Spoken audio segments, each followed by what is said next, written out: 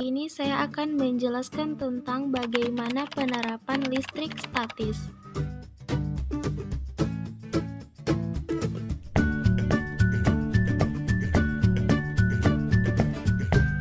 Sebelum ke materi, kita harus tahu dulu apa itu listrik statis.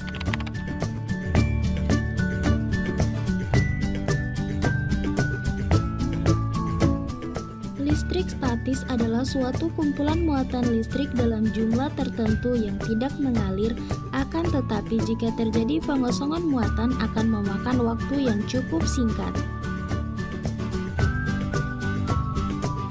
Secara simpelnya yaitu suatu fenomena kelistrikan yang mana muatan listriknya tidak bergerak dan biasanya terdapat pada benda yang bermuatan listrik. Jadi, pada elektrostatika, muatan tidak berpindah atau bergerak.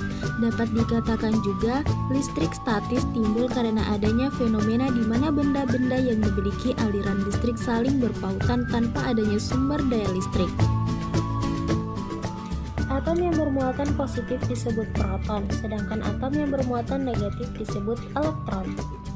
Jika muatannya berbeda, maka kedua bola akan tarik-menarik.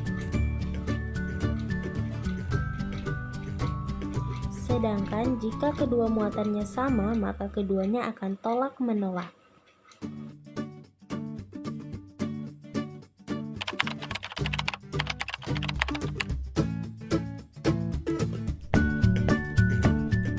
Penerapan listrik statis di kehidupan sehari-hari banyak sekali kita temui. Contoh alami ada di bumi mengenai listrik statis adalah munculnya gejala petir. Sedangkan penerapannya dapat kita temui pada beberapa alat berikut. Pertama, mesin fotokopi.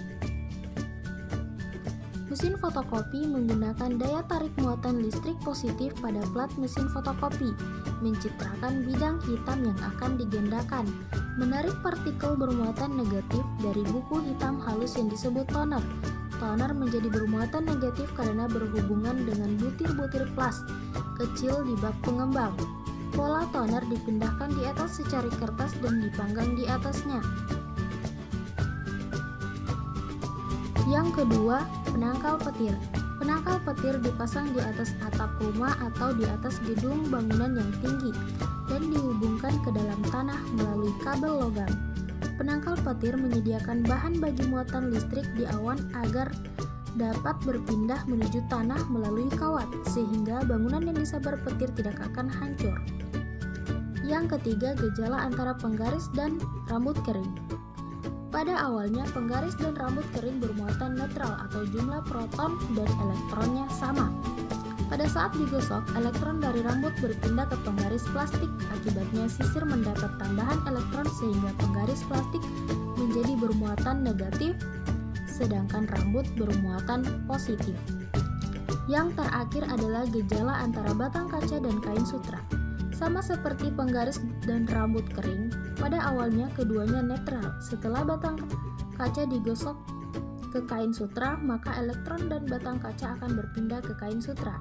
Akibatnya, batang kaca bermuatan positif, sedangkan kain sutra bermuatan negatif. Itulah materi dari saya, semoga bermanfaat.